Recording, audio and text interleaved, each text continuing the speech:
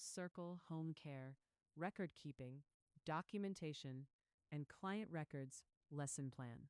To use this lesson for self-study, the learner should read the material, do the activity, and take the test. For group study, the leader may give each participant a copy of the learner's guide and follow this plan to conduct the lesson. Copy certificates for everyone who completes the lesson and passes the test. Approximate time, 1 hour. At the conclusion of this lesson, participants will be able to explain the reasons for careful documentation, protect against legal problems, state what, where, why, when, and how to document, discuss documentation don'ts, recognize acceptable abbreviations, preparation, copy the learner's guide, test, and certificate for each participant, obtain a chalkboard, whiteboard, or flip chart, and have it ready for the session with suitable markers. Gather copies of each form the participants routinely use in their work. Copy portions of clients' records to use as examples for the session activity. Have small prizes available, such as candy bars or movie tickets. Write on a board or flip chart what, where, why, when, how. Tell participants that they are going to learn some answers to these questions about writing in clients' records as they study documentation principles in this lesson. Give each participant a client record example.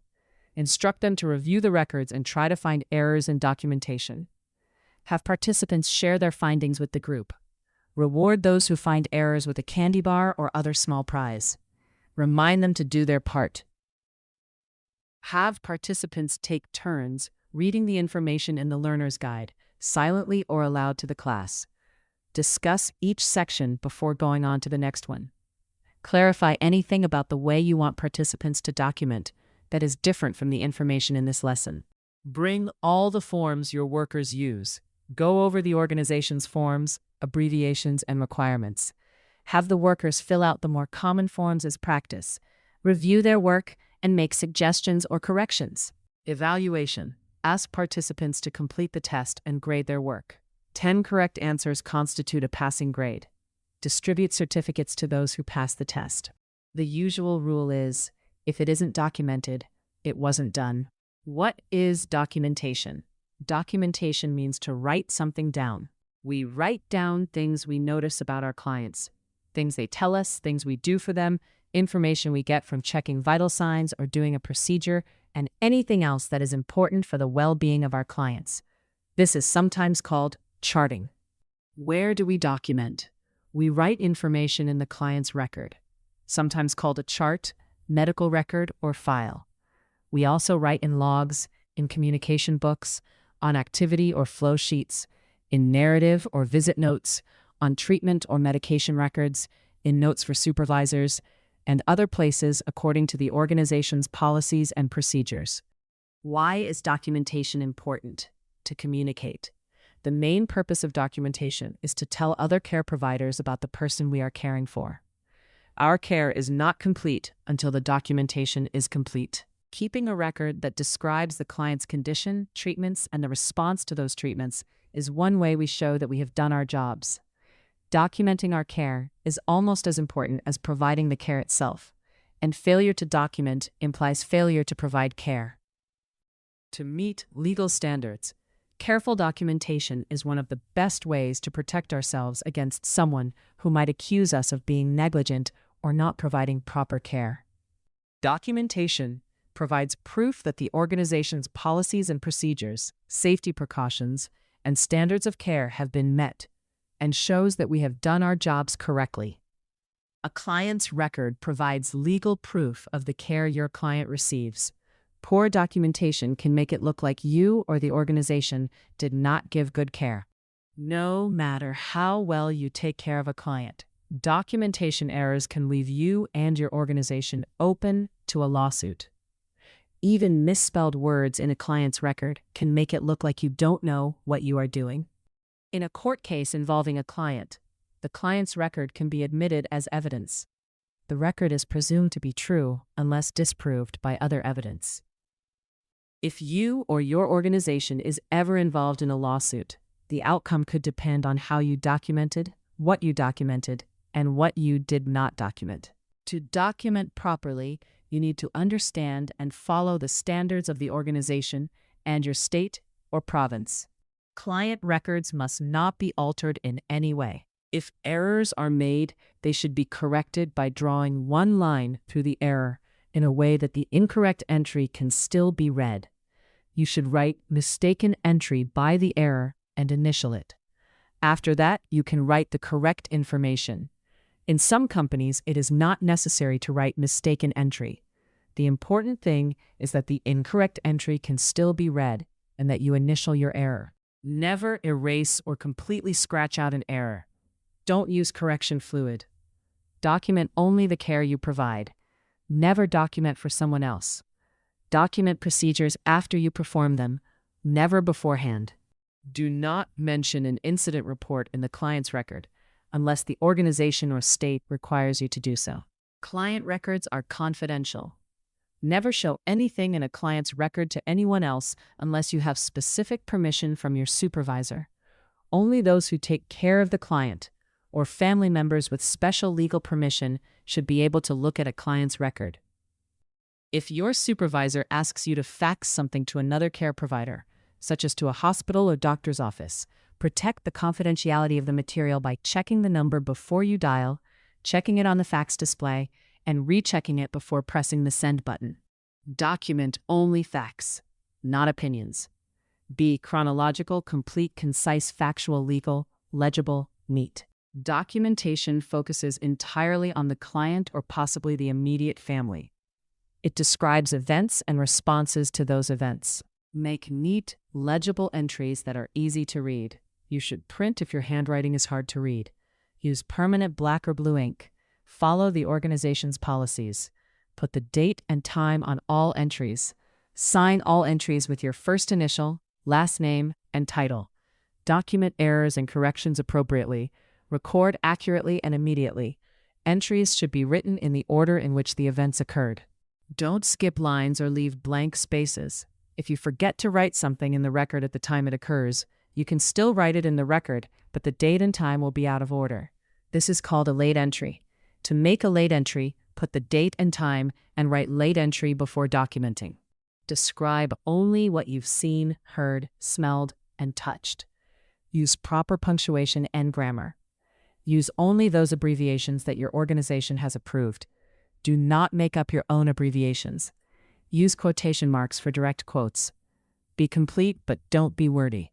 Vital signs such as blood pressure, temperature, pulse, and respiration are usually documented on a graph or form. Follow the organization's policies.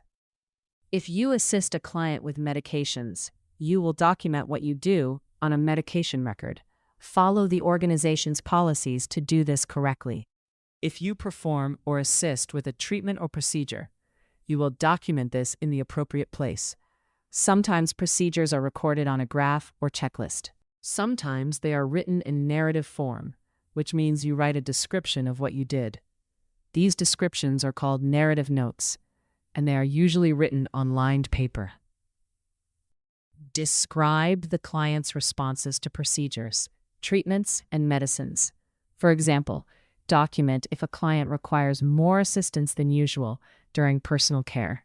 Document whether or not the client's headache gets better after taking medicine.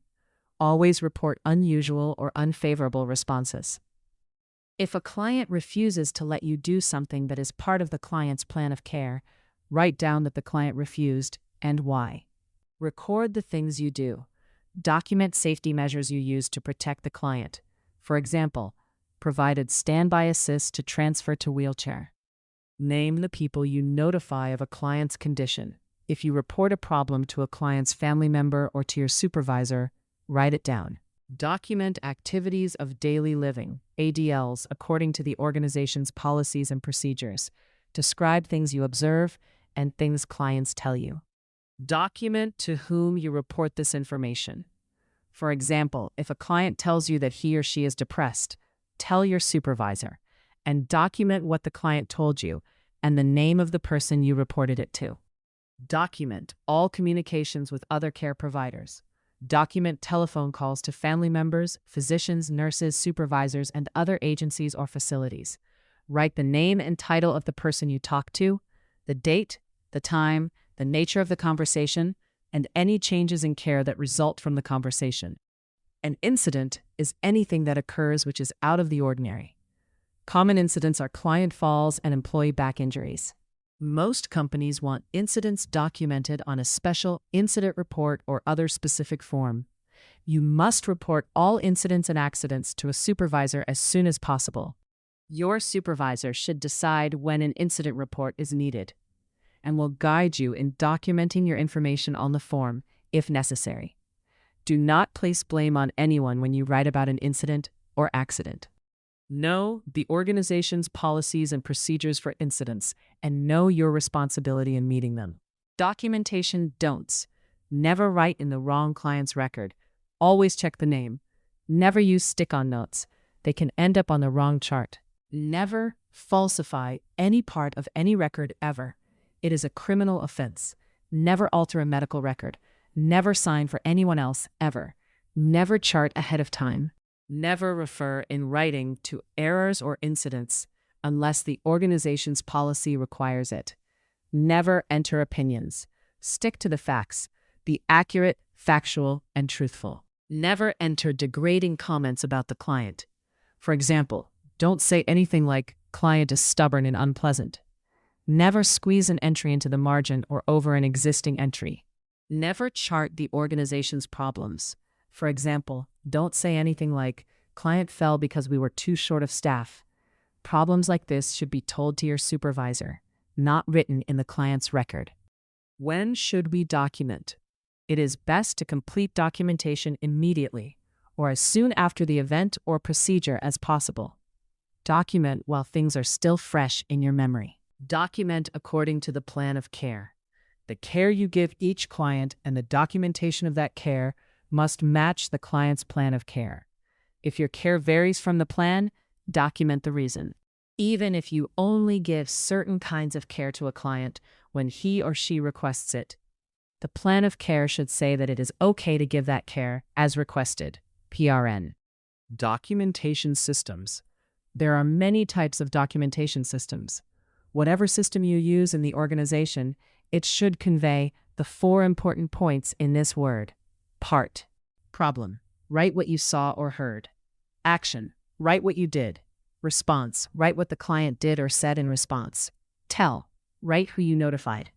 Do your part when you document. Some workers carry this reminder with them on a laminated card or note card. Charting by exception. Some companies use a system called charting by exception. This means that routine events and procedures are not written down. Only unusual or out-of-the-ordinary things are documented.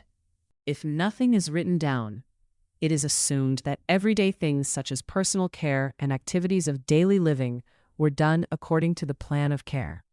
This is not allowed in certain situations. Your supervisor will tell you if you should document this way. Your organization might use some of these abbreviations, or it might prefer different or additional ones. Your supervisor can tell you which abbreviations are approved for your use. Notice that some abbreviations mean more than one thing. R can mean rectally, respirations, or right. Such abbreviations are only understood in context. The meaning depends on where and how they are used. Notice also that most abbreviations can be written in capital letters, uppercase, or small letters, lowercase, without changing the meaning. Sometimes abbreviations are circled, such as circling the L or R for left or right. ASAP, as soon as possible. PRN, as needed. AM, from 12 midnight to 12 noon. PM, from 12 noon to 12 midnight.